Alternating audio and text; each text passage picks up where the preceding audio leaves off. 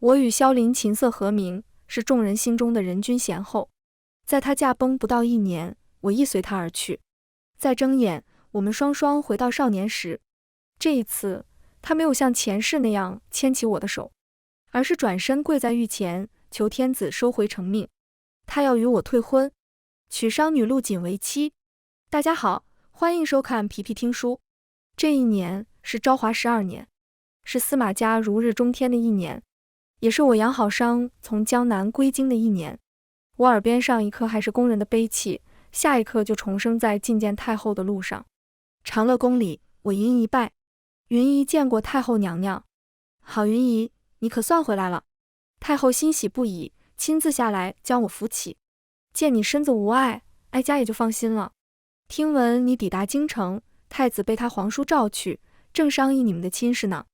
我知道这桩亲事是太后亲自撮合的，不禁浅浅一笑，低头道：劳烦太后娘娘费心，只是此事会不会操之过急了？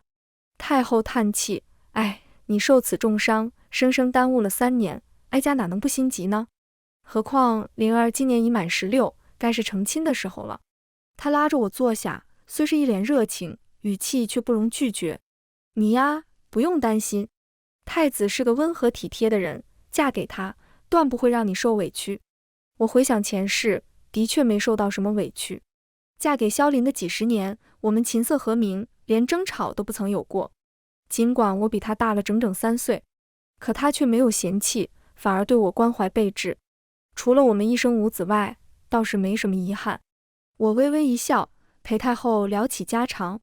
底下的凳子还没坐热，外面突然跑进来一个宫女，焦急地对太后道：不好了，娘娘，太子殿下跪在紫极宫外，说要退婚。什么？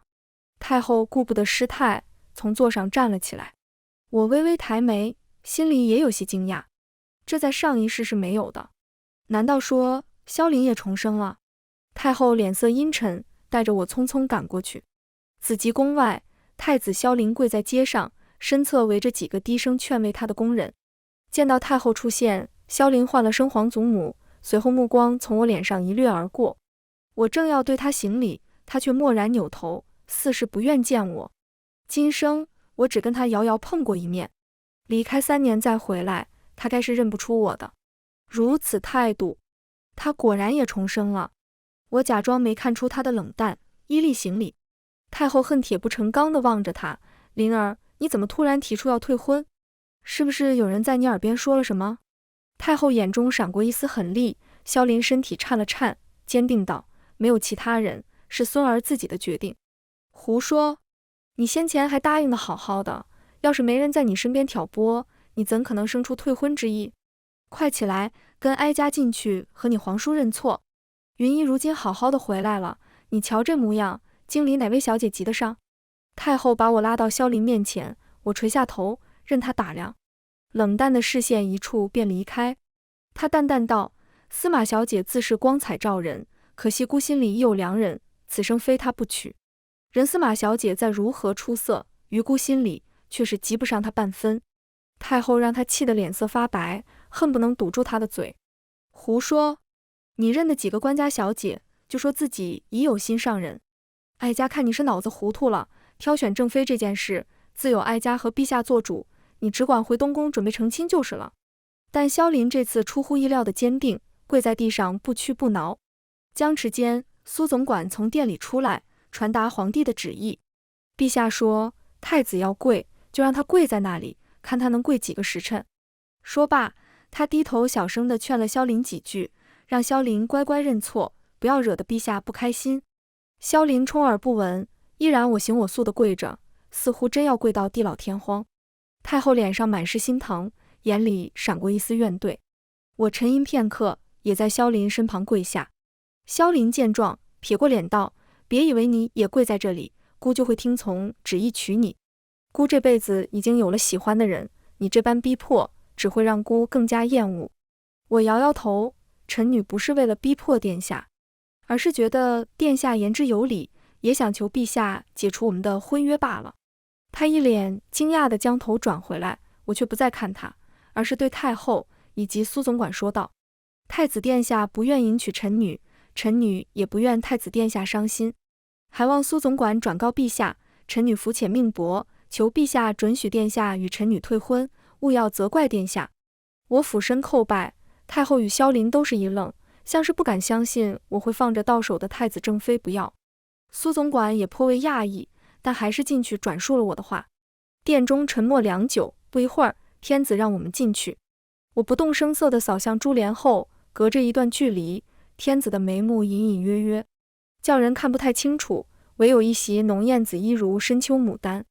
清冷悦耳的声音自帘后响起：“司马云仪，你果真愿与太子解除婚约？”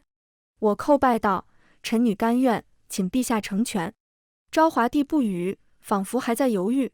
太后心急如焚：“不可！云仪舍身救陛下有功，陛下怎能亏待功臣？”他朝我使了个眼色，想让我住口，我却一低头，恰好跟他的眼神错过，嘴里不停道：“云仪不敢居功自傲，当时舍身挡在刺客面前，乃是出自跟家父一样的忠心，并非有意攀附皇室。若陛下与太后娘娘垂怜小女，不如赐小女名家曲谱，待小女研习透彻，再为陛下和太后娘娘抚当初未尽之曲。”我跪在地上重提旧事。当时正是端午节庆，宫中设宴，有刺客假扮舞姬潜入宴会，意图刺杀天子。我因被太后抽中，坐在二人下手抚琴，正好看见靠近的舞姬神色有异，于是挺身而出，挡住了他口中吐出的暗器。虽然昭华帝无事，但我却身中剧毒，被送往江南清静之地调养。太后感念我忠心应义，在听闻我身体养好，可以回京之时，特地向昭华帝请旨，给我和太子赐婚。圣旨都下了，我只得认命，却没想到萧琳会突然站出来拒绝。既如此，我何不成全他？掩住眼底的思绪，我静待昭华帝的回应。最终，他轻轻一叹：“朕与太后为你定下这桩亲事，本意是补偿你，因朕之故耽误了婚姻嫁娶。既你二人不愿，那朕便宽容一次，收回这道旨意。指望以后你们二人勿要后悔。”萧琳没忍住面上喜色，当先开口道：“儿臣不悔。”我望着那道珠帘，同样掷地有声：“臣女亦不悔，多谢陛下成全。”太后没想到婚约就这么解除了，脸色几度变幻，不满地对天子道：“陛下，你怎么就由得他们胡来？这圣旨都下了，岂有朝令夕改的道理？”昭华帝悠悠道：“他们一个是太子，一个是司马卿家的女儿，朕何苦为难他们？”太后急道：“那也不能这样。太子年满16，该是娶妻成家立业的时候了。陛下不让他成亲，是打算一直拖着他吗？”这话触及忌讳，苏总管霎时绷紧了身体，太后也猛地住口：“哀家不是那个意思。”他神色后悔，紧张地看着珠帘后。昭华帝的反应却很平淡，他搁下手中的朱笔道：“太后的担忧，朕都明白。你无非是担心朕对侄儿疏忽冷落，怕朕不尽心为他打算吧？”“哀家不是。”太后白了脸，手足无措。我也低下头，假装没听到这些话。当今天子并非太子的父亲，而是他的叔叔。太子的亲生父亲是前代文襄皇帝，26岁便因病去世。他死时，萧琳才4岁，难以担当大任，于是这个位置便传给了17岁的兄弟安王，也就是当今天子萧远。他让萧远代为抚养太子，等太子长大，能独当一面后，萧远再传位于太子，归还正统。萧远答应了，但他的嫡母文襄皇帝的生母孝德太后却以萧远还未娶妻，中宫空虚为由，抱走了太子，将太子接到自己身边亲自抚养。可以说，萧远在太后的干涉下，对萧琳的感情十分有限。两人日常不挑破，还能维持表面的亲情，但刚才太后失口，说了他故意薄待萧琳这种话，要是萧远计较起来。太后额头瞬间流出冷汗，强撑笑容道：“哀家怎么会觉得陛下不尽心呢？只是恨这个孩子不争气罢了。”他瞪了萧琳一眼，萧琳看懂他的意思，主动认错道：“是姑让祖母和叔父失望了。”昭华帝不置可否，只是淡淡道：“罢了，太后也是担心你，你已经长大，的确到了成家的年纪。说吧，你不想娶司马家的女儿，口口声声说自己已有心上人，那你的心上人是谁？萧林唇边露出一抹笑容，他叫陆锦，是京中彩蝶轩的掌柜，不仅貌美贤良、活泼聪慧，而且持家有道，不拘一格。虽然只有16岁，但却将家业打理得井井有条，令人钦佩。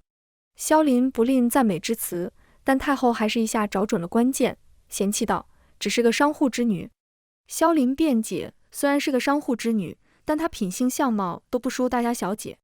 祖母见了她就知道她是个怎生有趣的人，和那些古板沉闷的官家女子都不一样。说完最后一句，她还瞥我一眼。我心中一审，想到她前世那间后宫的美貌少女，多数都是出身官宦之家，可没见她不要。昭华帝沉吟半晌，商女的身份的确是低了一点。你一定要她为太子妃？萧林没有迟疑，叩首恳求：“是，侄此生只想与她白头偕老。”见他冥顽不灵，太后都快气死了。昭华帝却显得无所谓：“姓陆，那跟永宁伯一样。既如此，就让永宁伯收她为义女吧，这样太子妃的身份也不至于太难看。”萧林欣喜不已，侄儿谢过皇叔。圣旨一下，这次再无悔改。太后脸色阴沉，深感太子不懂得自己筹谋的辛苦，气得拂袖离开。萧林却沉浸在迎娶心上人的喜悦里，浑然不觉得自己犯了错。毕竟前世萧远退位，他顺利登基，重生后自然没什么危机感。我暗自摇头，心里松了口气。不用嫁给他，真是少了许多麻烦。出宫路上，苏总管亲自相送，他暗示我不要将今天听到的话外传，安慰道：“今日之事，让小姐受委屈了。陛下让咱家给小姐带一句话，若小姐以后看上什么人，尽管让国公爷上书，陛下亲自为你们指婚。皇家指婚会比一般婚礼要荣耀些。”我勾起唇，低声问道：“陛下还惦记着我的亲事？”苏总管笑呵呵：“这是自然。且不提陛下以前算是看着小姐长大的，就是此事，也是太子殿下做的有失分寸。在小姐去江南养病的日子，陛下还跟咱家提过小姐，问小姐的病情如何了呢？”“是吗？”我心中一颤，不自觉摸了摸腕上的玉珠。因那一句话，这颗心又隐隐跳动。既然萧林重生，可以跟喜欢的人在一起，那我又为何不能呢？我朝苏总管谢过，随后回到了国公府，隐去太后跟皇帝的争吵，只跟爹说了太子退婚的事。爹勃然大怒，先前赐婚时，太子在陛下和我面前信誓旦旦地保证以后会对你好，结果这才过去2个月，他便出尔反尔。此举不仅是看清我司马家，更是不顾你的名声，当真是目中无人。爹眼中闪过一抹冷意，让我不要伤心，好好待在家里，一切有他打算。但我另有想法。爹，下个月便是陛下的寿辰吧？天子祝寿，按照以往惯例，会在颐和宫设宴，邀请大臣公爵以及皇亲国戚参加。素闻他喜爱琴艺，我打算寻一把名琴作礼。正巧京中万方阁的掌柜就收藏着绿绮，他在阁外贴了张告示，说自己不通琴艺，绿绮在自己手中明珠蒙尘，决定将此琴赠给懂得他的人。而如何才算懂得，自然是通过比拼琴艺。7月初3，万方阁人满为患，除了冲着绿绮来的以外，还有很多单纯听琴的人汇聚于此。我带着侍女在万方阁的2楼订了包间，目光无意一扫，发现萧林也混迹在人群中，身边携了位娇俏严厉的少女。他低头对那少女浅笑，眼里满是爱意。而那少女竟跟萧林前世的后宫里最受宠的邱贵妃有6、7分相似。我诧异的挑眉，心中有种豁然开朗的感觉。原来如此，萧林宠爱邱贵妃，甚至立邱贵妃的儿子为太子，都是在寻找这位姑娘的影子。若我猜的不错，她就是陆锦了。我收回目光，陆锦却好像察觉什么，朝楼上望来。萧林抬头道：“你在看什么？”“没什么，只是你真的有信心能赢得那把绿绮琴吗？”陆锦有些紧张，萧林却一副志在必得的模样。“放心，我一定会取得这把琴。下月叔父寿宴，就以你的名义把这琴献给他，定能让他对你改观。”萧林信心满满地拉着陆锦上了2楼包间，恰恰好就在我的包间对面。比试正式开始。参加的人有一盏茶的时间展示琴艺，我选了自己最熟练的曲子《凤求凰》，这是司马相如写给卓文君的，而他弹的那把琴便是如今的绿绮。琴曲相和，倒是很衬今日的比试，所以场中也有不少人抱着同样的想法，纷纷弹起了《凤求凰》。我沉下心，不管外界的干扰，将心思凝聚在指尖。圆融清澈的琴音仿佛流水，漫出栏杆，一瞬间压过了场中正在争锋的人。他们停下手，望着我包间的方向，闭目凝神，似乎沉浸在曼妙的琴音之中。好，真是好，那个包间坐的是哪位公子，弹得这般动听？今天的绿绮说不定就是这位公子的囊中之物了。提到凤求凰，底下看客都以为弹奏的是某位公子，讨论的声音让坐在对面的萧林忍不住了。他取出自己从宫中带来的交尾，弹了一首激烈高昂的曲子。两首风格截然不同的琴曲相争，按理来说，抒情的必然要吃亏一点。但我毕竟练习已久，心底又暗藏情思难述，曲中的情感和技艺都达到顶峰。萧林刚开始还能不受影响，后来就逐渐落了下乘。正当我要乘胜追击，彻底让他失败，隔壁的包间中却突然传出熟悉的琴音，又是《凤求凰》。听到这首曲子的刹那，我手中的动作顿了一下。萧林以为我弹奏失误，重振旗鼓，将琴奏得越发激昂。隔壁见此，依然是不疾不徐。轻婉悦耳的琴音仿佛一只真正的凤凰盘旋而出，声声鸣唱，若昆山玉碎，芙蓉泣露，情思绵绵，哀转动人。底下看客听到深处，竟湿润了眼眸。这场比试的胜者不言而喻。萧林还在挣扎，而我已经松开手。不管还能不能弹下去，我都不可能再比了，因为我已经认出了隔壁包间里的人是谁。文襄4年，爹和安王从边境归来，我因拿琴弦当弹弓玩，被先生告到爹的面前。爹很苦恼，因为我想跟着他学骑射武艺，不想学琴棋书画。他不知怎么劝我，准备把我拎进屋打一顿，是他旁边那名少年阻止了他。少年说，骑射武艺跟琴棋书画并不冲突，我学琴棋书画的空闲，也能跟着府中军尉学学武艺，强身健体。我瞧着他俊秀清丽的眉目，愣愣的移不开眼，呆头呆脑地问，那你也会学弹琴吗？他笑道，怎么不会？说着，他把先生抱来的琴放下，亲自弹了一曲。那支曲子就是《凤求凰》。凤兮凤兮归故乡，遨游四海求其凰。当时我只有7岁，他弹这首曲子不过是随心之作，并没有别的意思。但我却是第一次听到那样动听的琴声，见到那样俊俏的少年，令我今后念念不忘。哪怕重生归来，依然认出了隔壁弹奏之人，是他。昔日的安王，当今的天子萧远。为什么他会在这里？我停下动作，外面萧林曲调已乱，狼狈地退出了比试。万方阁掌柜亲自把绿绮琴送进隔壁，我站在门口，犹豫要不要去见礼。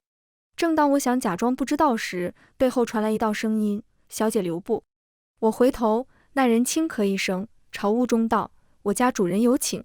包间的山水屏风后，一名白衣青年坐在椅子上，听见我的脚步声，缓缓抬眸，俊美无瑕，似寒光秋月的容颜，清晰地映入我的眼中。我身体一颤，几乎快忘了上一次这么近距离地看见他是什么时候。目光流连，明知该低头行礼，却舍不得移开半点。青年见状，面上也不生气，只是弯了弯唇，吓傻了。我摇摇头，收敛所有思绪，规规矩矩地行礼，拜见陛下。萧远抬手，让我不必多礼。我安静地站着，询问他有什么吩咐。萧远将绿绮推向我，示意我拿走。莫。我愣住，一时没有动作，这是陛下赢得的。萧远浑不在意，无妨。刚才在隔壁弹奏的是你吧？你不是想要这把琴吗？我抿唇，如实道，臣女想要这把琴，也只是为了在陛下寿辰时将此琴献给陛下。如今它就在陛下手里，臣女的愿望已然实现了。原来如此。萧远一顿，摇了摇头，那倒是朕多此一举了。没想到3年不见，你弹得这样好，朕记得你以前还跟司马将军闹着不肯学琴呢。回忆起过去的时光，萧远嘴角挑起笑意，让我有些羞赧。那都是陈女小时候不懂事。我极力辩解，脸都涨红了，所幸萧远没再抓着这件事调侃，他只是拨了拨琴弦，将琴递给我，收下吧，就当是对你进步的奖励。这样的理由令我无法拒绝。我接过琴，宽大的袖子从手臂滑落，露出腕上一串晶莹的玉珠。萧远注意到，目光一顿，这是……见他似乎忘了，我心里有些低落，正要解释，萧远却轻轻开口：“是朕以前送你的。”我心里泛起一丝涟漪，点头道：“是，这是陛下在臣女10岁生辰时送的贺礼，这些年臣女一直带在身上。”萧远沉默，目光复杂地看着那串没有丝毫裂痕的玉珠，那上面有长久摩擦带来的温润，显然被主人珍惜地戴了许久。他温声道：“朕送你的东西，你都好好的收着。”我愣了愣，不自觉抱紧了琴。陛下送的东西，无论什么，对臣女来说都是无比珍贵的。萧远闻言，轻声一叹，他摆了摆手，让我出去。我心中有些忐忑，觉得萧远已经察觉到什么，神思不属地离开了包间。正要回隔壁，长廊对面走来2个人影，却是萧林和陆锦。见我在此，萧林愣了一瞬，随后他注意到我怀中的琴，不可置信道：“原来刚才与孤相争的是你。”我朝他行礼，见过太子殿下。萧林紧紧皱眉，目光盯着我怀里的绿旗。我看出他的意思，但并没有拱手让人的打算。太子殿下可还有事？没事，臣女就告辞了。我抱着琴跟他擦肩而过，被他猛地抓住手臂。站住！我蹙了蹙眉，低声道：“殿下，你弄疼我了。”他反应过来，下意识松开了手，随后理所当然道：“这把琴是孤看中的，希望司马小姐能转赠给孤，孤感激不尽。”一张口就想空手套白狼，还当自己是皇帝呢。我心中嗤笑，面上却做出为难的神色。抱歉殿下，臣女也对此琴喜爱非常，恕不能答应殿下。我扶了扶身，接着要走，萧林却跨了一步，拦在我前面，冷笑道：“别装了，你懂什么琴艺？前世以前也不曾听闻你会弹凤求凰，刚才那首曲子是你让别人带的吧？”他看向我身后抱琴跟着的侍女，了然一笑：“是他对不对？”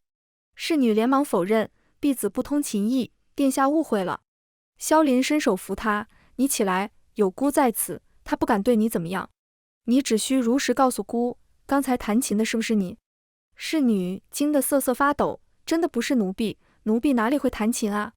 见他不像撒谎，萧林不解地皱起眉头。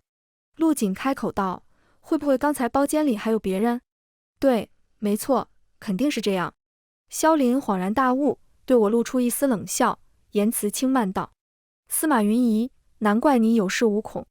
孤再问你一次，你交不交出绿旗？若你交出来，孤可以当不知道今天发生的事；不然……”他暗含威胁，让我忍不住挑起了眉梢。“不然怎样？当着这么多人的面抢吗？”我目光一扫，不远处已经有人群聚集。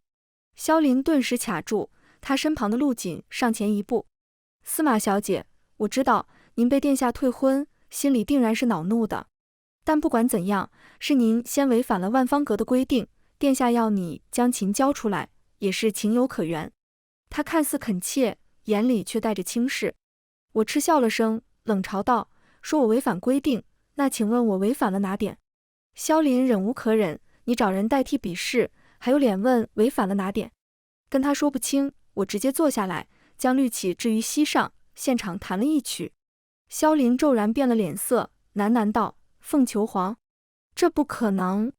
他前世跟我相伴几十载，从未听我弹过这首曲子，今生还是第一次见到。”我笑了笑，略带嘲讽道：“这是弹给爱慕之人听的。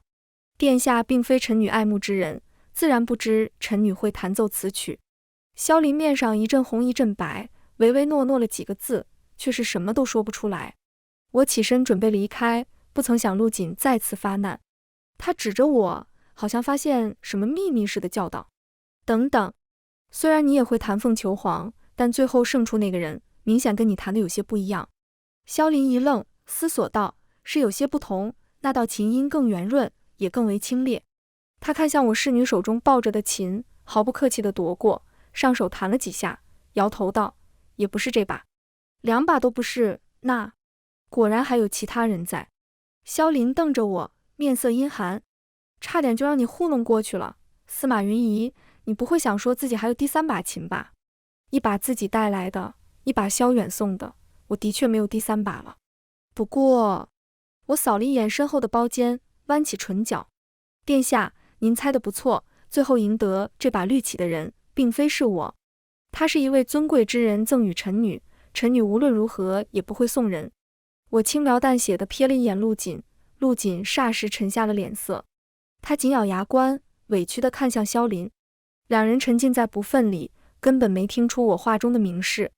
萧林不屑道：“果然，那支曲分明是别人奏的，说是赠与你，谁知是不是你用司马家的权势逼迫那人妥协呢？”他表情怀疑，陆锦也跟着沉声开口：“是啊，司马小姐，比试讲究的是公平公正，就算您爹是郑国公，也不能使这样下作的手段吧？”2人一言一语，坚信我是从别人手中抢来的绿旗。我心中冷笑，面上却红了眼眶，楚楚可怜道：“不是的，这真的是那位送我的。”我咬着牙，就是不明说那位是谁。萧林见我承认，语气更是咄咄逼人：“够了，姑没耐心听你狡辩，把琴给我。这是要在叔父下月生辰时献给叔父的，你也不看看自己配得上吗？”他强行夺走了我怀里的琴，我跌落在地，宽袖捂住半张脸，泪珠却清晰地顺着眼角滑落。萧林愣住，眼中竟闪过一丝慌乱。“你怎么？”他鬼使神差地伸手，似是要替我擦去泪滴，可还没碰到我，身后就传来一道冷漠的声音：“住手！”隔壁的包间不知何时打开了门，萧远站在门口，神色看不出喜怒。“叔父。”萧林睁大眼，脸上霎时雪白。陆锦也手足无措，慌忙行礼。萧远淡淡道：“有什么话进来再说。”萧林跟陆锦局促地走进包间，而萧远却来到我面前，亲自将我从地上扶起。我眼角红红地看着他：“陛下。”萧远擦掉我的眼泪，声音柔软：“别怕，绿旗是朕送与你的，自然谁都抢不走。”我跟在他身后进了包间，萧林站在一边，脸色雪白，还没弄明白发生了什么。我心底嗤笑，感谢了他一句：“这个蠢货还是有点用处的，至少陛下眼中不就出现了心疼吗？没有白亏我演那么久。”包间门关上，萧远开始清算。他朝萧林扫去一眼，分明没怎么动怒，却让整个房间压力倍增。“太子，你真是越发能耐了。”带着怒意的话语响起，萧林身体一僵，下意识辩解道：“皇叔，您误会了。”“误会什么？当朕耳聋，没有听到你们在外面吵什么吗？”萧远蹙眉，玉面带着寒意：“其天子威势，不知比萧林强上多少。”萧林的头垂得更低，声若蚊蝇：“是司马云仪他手中的绿旗是朕赐给他的，取胜的那只凤求凰也是朕弹奏的。你还有什么异议？”萧远目光冷淡，身旁的桌子上摆着一把漆色温润的古琴。萧林认出那是绕梁，心里咯噔一下。宫中收藏的古琴之中，以绕梁琴最为珍贵。他临走时没找到绕梁，所以选择了交尾，却不想绕梁原来在萧远这里。那刚才弹奏凤求凰的人，果真是……萧林满头冷汗，扑通一声跪了下来：“侄儿知错。”到这时，萧林才明白我口中的尊贵之人指的是谁。他攥紧手指道：“皇叔是司马云仪藏藏掖掖，不肯告诉侄儿真相。要是侄儿知道是皇叔赢得绿旗，侄儿早就前来恭贺。”陆锦随着他跪下，同样小心翼翼道：“陛下明鉴，太子殿下也是为了您的寿辰，才想跟司马小姐做交易。是司马小姐不说清楚，惹了好大一场误会。”萧远嘴角挑起一丝冷笑：“哦，听你们的，倒是云仪的错了。当着朕的面就敢挑弄是非，背地里还不知怎么胡作非为。太子，这就是你选的好妻子吗？朕看也不用让永宁伯收为义女了，免得到时闯出什么祸，牵连到永宁伯府。”陆锦涨红脸，嘴唇张了张，却不敢反驳。萧远发了雷霆之怒，不仅是他，萧林也被罚了宫中禁足。绿绮重新回到我的手中，我勾唇一笑，深深望着萧远，多谢陛下。萧远眸色温和，语气舒缓许多。刚才怎么不直接告诉太子，是朕将绿绮转赠给你？我眨了眨眼，陛下低调出宫，臣女不敢轻易泄露陛下行踪，只能暗示太子殿下。谁知太子殿下只顾抢琴，没能懂得臣女话中的玄机。委屈你了。萧远也有些无语，对萧林的莽撞感到不满。我回家后，萧林被禁足东宫，关了足足半个月。半个月后，太后请我入宫叙话，我躲不过去，便坦然地到了长乐宫中。太后娘娘，行过礼，太后一把拉住我的手，爱怜道：“云姨，哀家知道你受了很多委屈，既然知道，那还叫我来干什么？”我微微一笑，正准备跟他打太极，解除禁足的萧林却突然出现。太后道：“灵儿有话跟你说，哀家就不打扰你们了。”她带着宫女离开，殿中只剩我们二人。我皱了皱眉，躲开萧林伸来的手。他表情一僵，低声道：“云姨，你还在生姑的气？”臣女不敢。我神色疏离，萧林却没有气馁。他注视着我，眼里挤出几分深情。云姨，你听姑说，姑知道错了。禁足期间，姑做了一个漫长的梦，梦见你嫁给姑，成了姑的太子妃。我们彼此携手度过一生，不知有多恩爱。重生前的事，被他以梦的形式缓缓道来。我有些想笑，顺着他的话道：“其实臣女最近也做了跟殿下类似的梦。”哦。他眼睛一亮，以为我态度终于软和，期待地问：“你也梦见了姑？”“是啊。”我慢条斯理，语气含着讽刺。那个梦里，我虽跟殿下携手一生，可殿下心里从未有我。不仅偏宠贵妃，数次想要废后，更是在我身为太子妃时，就给我下了足以绝嗣的药，让我终其一生都无法怀上身孕。我真是恨那个梦里的殿下，却因为职责所在，不得不忍着恶心，当一对虚以委蛇的夫妻。我轻轻叹息，仿佛没注意到太子巨变的神色。他眼底涌起惊涛骇浪，整个人如遭雷劈。你都知道？知道他想过废后，知道他给我下药，知道他从未爱过我。我挑起唇，看着太子惊恐的眼神，悠然一笑。所幸梦都是相反的，臣女跟殿下的婚约已解，此生此世都不可能在一起了。窗外梧桐簌簌，长乐宫里寂静无声。他倒抽一口凉气，后知后觉。司马云姨，你也重生了？我扬眉，目光无辜。殿下，臣女不知您在说什么。从前种种，譬如昨日死。萧林向我低头，不过是重新认识到司马家的重要，知道自己想顺利登基，少不了我爹的助力罢了。萧远在位12年，底下能臣众多，他要不想退位，谁能逼他？萧林受到打击，转而讨好我，可这时已经晚了。我不会再帮他任何。离开长乐宫之后，太后又召了我几次，但每次我都是一样的答复。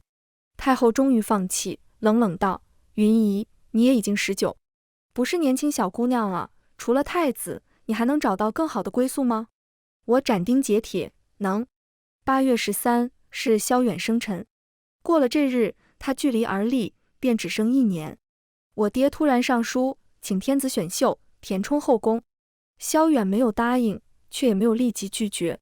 这么多年来，因为萧林的存在，大臣们都不曾催促萧远的婚事。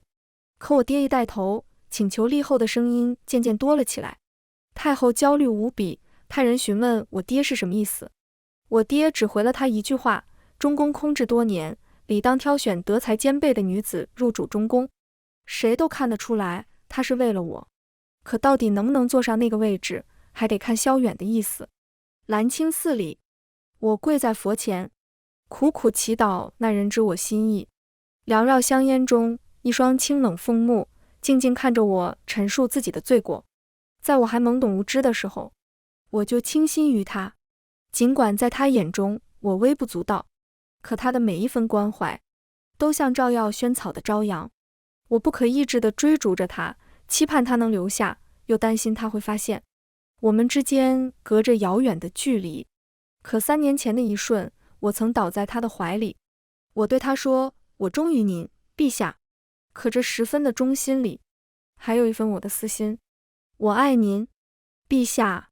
将心底的感情缓缓道出。我闭上眼，等了很久很久，一直到香烛燃尽，我以为那人已经离开了，却不期然听见一声叹息，很轻，很柔，像小时候拂过我头发的那只手，像春雨时从宫廷递出的那把伞。我不知为何，很想委屈地扑进他怀里哭，可最终我只是垂眸问了一句：“陛下，你要让我走吗？”萧远站在我身后，一袭紫衣，像寂寂梧桐。我听见他说：“云姨，朕不知该怎样待你。最开始，朕只是觉得司马家的女儿生得可爱可怜而已。你对于朕来说，一直是个小姑娘。朕也不知是哪一次的心软，让你生出了不该有的想法。甚至到了如今，朕也不忍心拒绝你。朕何时变得这么优柔寡断了？”萧远苦笑，语气里含着一分不解。他走到我身边，看着我红彤彤的眼睛，伸出了手。云姨，你愿意当朕的皇后吗？一旦选择，你就再也回不去了。我毫不犹豫地握住，坚定地点了点头。我愿意，陛下，和你在一起，不管是哪里，我都愿意。今年的等待，我终于等到了这一天。萧远下旨，昭告天下，他要迎娶司马家的女儿司马云仪为妻。从此宗祠之上，我与他名列；史书之上，我与他共写。空悬多年的中宫之位有了主人，群臣恭贺，喜气洋洋。唯有萧林不敢相信，眼眶通红地拦在我的面前。司马云仪，你怎么这么卑劣？不能嫁给姑，就去勾引姑的皇叔。你简直是下贱！他仿佛被人戴了绿帽子，恶狠狠地盯着我，想要将我咬死泄愤。我冷冷地笑了笑，用力一巴掌抽过去，住口！我马上要成为你的叔母，谁允许你这样大逆不道地跟叔母说话？萧林愣住，捂着被扇红的脸，像吞了只死苍蝇。你算什么叔母？姑才不会承认你是姑的叔母。你不承认有什么用？陛下承认，宗室承认就可以了。事到如今，我也不用再忍耐或是隐瞒，勾起唇道。要不是3年前那场意外，我早该入了后宫。那时我刚满16，满京与我相配的少年找不出一个，最好的选择就是皇室。而皇室之中，萧林才13岁，根本不在选择之列。是那场刺杀拖延了3年时间，不仅入宫之事搁置，太后还趁着萧林长大，而我余音未嫁，请了陛下赐婚。你明白吗？若不是太后，你我本就不是一路。我看着他苍白的脸，转开目光，与他擦肩而过。他低低道：“司马云仪，就算你说的是真的又如何？我比叔父年轻，他终究会把位置传给我，到时你一定会后悔，后悔没有选他。”萧林甩袖离开，他的愤怒没有影响任何进程。我在繁复的大礼中顺利嫁给了萧远，今后他就是我的夫君。我小声又缱绻地念着，扑进他的怀抱，吻他的唇角，他的眉眼，依依不舍。他幽深的眼眸多了丝丝柔软，抱起我，也轻轻唤云姨。我终于得到了他，两世的距离化为乌有。我喟叹一声，抱着他纤细的腰身，嗅他身上浅淡的兰香，顺滑如缎子的长发垂落，遮住他半张俊秀的不可思议的脸。鱼鱼细语，连我连亲，长夜在烛火中殆尽，爱的人靠在身边入眠。我再没有遗憾。翌日，我前去拜见太后，她脸色不好看，态度也冷淡许多。我并不在意，见过她后就回了自己寝宫。萧林脚步虚浮，像是一夜没睡好，眼下青黑，嘴唇颤抖地向我问安。我随意说了几句，打发他走，可他却纹丝不动，愣愣地盯着我，眼里划过一丝痛楚。昨晚，他迟疑地开口，被我打断。昨晚是我和你叔父大婚之喜，所以今日起得有些晚，没让你等多久吧？萧林听出我话中之意，身体骤然晃了晃，他紧紧盯着我，眼底似有一丝不甘。我没空理他，找了理由送客，随后修书一封，悄悄让人带给我爹。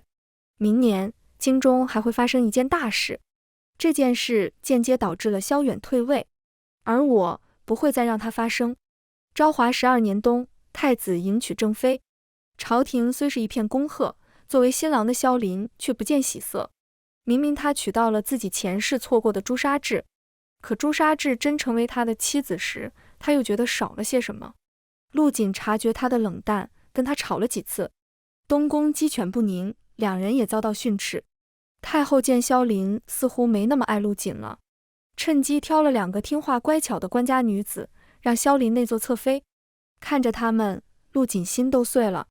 她和萧林成亲还不到1年，就要和其他人分享自己的丈夫。她不愿意，恳求的眼神看向萧林，可萧林这次却没反对。为了拉拢2名女子背后的大臣，他庄重地将人迎进了门。陆瑾感到委屈，哭着砸了房间里的所有东西。萧林原本想进去安慰他，可瞧着他歇斯底里的样子，心里莫名有些反胃。他脚步一转，往偏院去了。2人本就产生裂痕的感情，随着新人的出现，更是飘摇欲碎。一次当着众人面，陆瑾彻底爆发，指责他有2个侧妃不够，还染指了宫里的丫鬟。萧林不知是不是喝醉了，振振有词：孤未来是要做皇帝的，3宫6院多一个丫鬟又怎样？你不要闹了。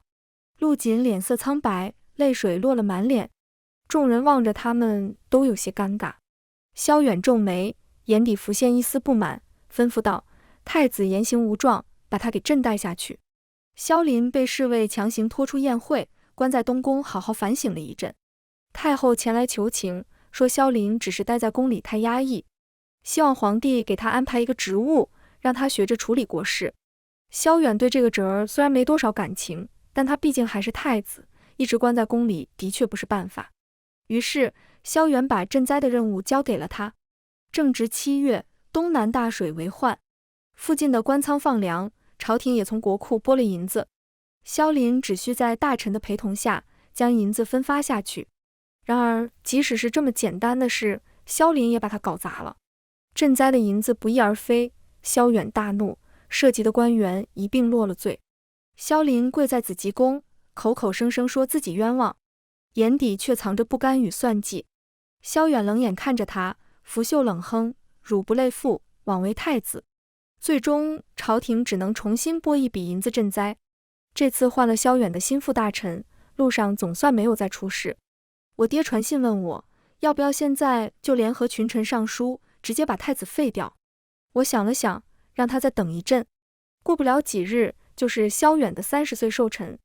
今年他要去往东山祭祀，那是位于京城10里外的山坡，只有一条路可以通往山顶。我让爹提前派了人埋伏，果然一仗行到半路，便有大批刺客持剑杀出，砍杀的声音伴随着惨叫。萧远眉头一皱，将我护在身后。别怕。他蒙住我的眼，我轻轻一笑，臣妾不怕。在我爹的安排下，刺客很快被捉拿。前世害得萧远伤了一条腿的刺客，今生连他衣角都没碰到。躲在人群中的萧林脸色惨白，不可置信的喃喃：怎么会？明明前世萧远被刺客逼落山崖，即使捡回一条命，右腿也落下了残疾。15年后，他因为腿伤退位，去了京城之外调养，萧林才得以顺利登基。为什么这一次刺客没能接近他？那批突然冒出来的士兵是哪来的？萧林惊慌地四处观察，正好对上我意味深长的眼神。他浑身一僵，霎时明白了，是我，你也重生了。他嘴唇微动，目光狰狞。我没有听见他的声音，可即使看他的神情，我也猜到他在说什么。于是我朝他微微点头。是啊，我也重生了。所以你的计划注定失败。还活着的刺客被抓进大牢审讯。不久，一张张染血的供书被呈上御前。这些刺客都出自隐存教。130多年前，隐朝覆灭，部分苟活下来的太监带着隐幽帝最后的血脉逃入民间。他们成立了隐存教，以复兴隐朝为目的，一边煽动百姓造反，一边派人行刺天子。4年前在宴会上行刺的舞姬就是尹存教人，他们疯狂残忍，多年来一直是朝廷的心腹大患。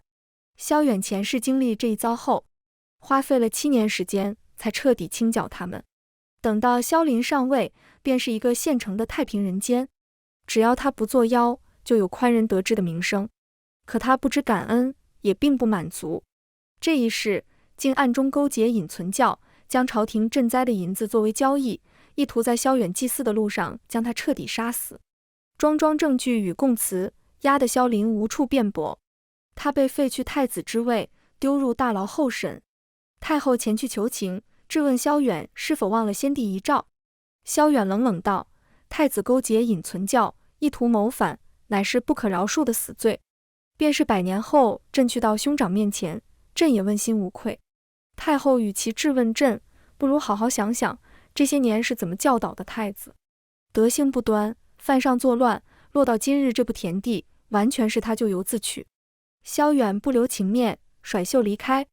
群臣噤若寒蝉，没有一个敢为太子求情。不久，牢中传来消息，萧林畏罪自刎。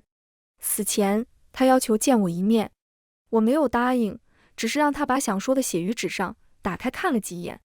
萧林说，他后悔了。如果他当初没有退婚，那我们还是夫妻，他也还是太子。明明他前世就已得到了幸福，为什么今生还不满足？他很想再次回到过去，改变这一切。他问我还愿不愿意选择他，我没有回复，把信放在烛火上烧了个干净。翌日，太医前来请宫诊脉，我怀孕了。8个月后，我生下皇子。萧远将其立为太子，整个后宫依然只有我一人。我带着笑意看他逗弄怀里的孩子，突然想到很多年前，在我年幼时，有一个游方道士路过司马家，他对父亲说，我天生奉命，将来注定要做皇后。所以得知萧林退婚，我真的很开心。2代天子，除了他之外，便是萧远。他的退出，意味着我有机会嫁给喜欢的人了。我怎么会后悔？我感激他都来不及。全文完，皮皮听书，感谢您的观看，每天上新精彩小说，喜欢就订阅吧。